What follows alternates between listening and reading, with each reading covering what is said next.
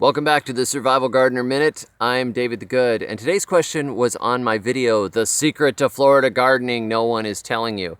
And the Young Lady With Autism asks, what would I recommend for subtropical, sandy, salty, drought-prone areas like Daytona? Well, first of all, you could ask this question about any place. What would I recommend for that area? Well, what you have to do is look around and say, okay, what was grown there traditionally? Or what has grown in a climate comparable to that? What is growing there in the wild? And what are people growing commercially? So the way you look at it is, if there is a commercial farm, say, growing peanuts, like you see in Georgia, peanuts, pecans, you're probably going to have great luck with those things in your yard. If there are commercial farms that are growing green beans, chances are you have a good climate for green beans. If they are growing Connecticut field pumpkins, Connecticut field pumpkins are probably a good place to start in your garden if you like those things.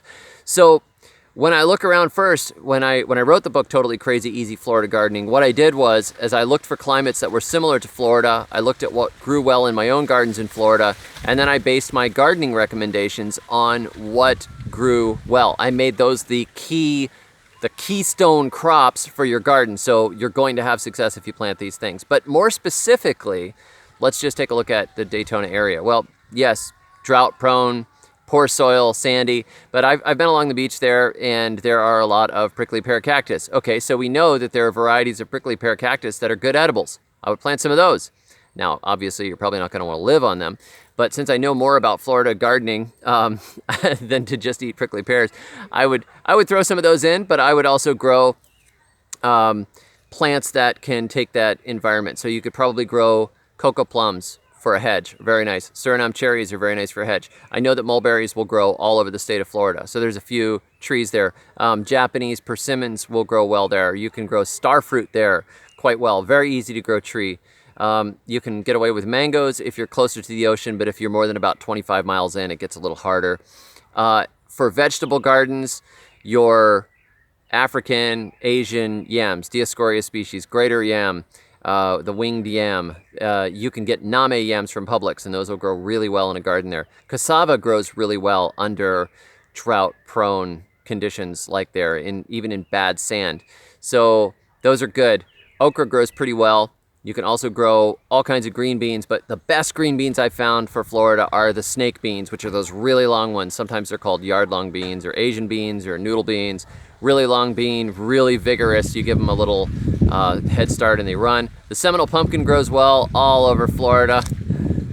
And there are plenty of other crops too, like longevity spinach, and people grow Okinawa spinach, you can grow katuk, you can grow moringa, there's all kinds of weird stuff like that. But it's not necessarily the sort of stuff that you're going to see in most gardening books, which is why I wrote Totally Crazy Easy Florida Gardening, because the Yankee gardening books just did not line up to the climate I was facing in Florida, so I had to write my own. Anyhow, I hope that's a good answer, but no matter where you are, look at what grows locally, look at what cousins there are of edibles, look at what is being grown commercially, look at what was traditionally grown by pioneers or Indians or whoever was in your area, look at what has grown in climates comparable to your climate, just look at that band around the world and then see what it'll do, and you're going to have a really good head start on whatever your climate is. So thanks for watching. Be sure to like and subscribe and all that cool stuff, because I'm doing these things all through the apocalypse. We're having a great time out here in the corn. Until next time, may your thumbs always be green.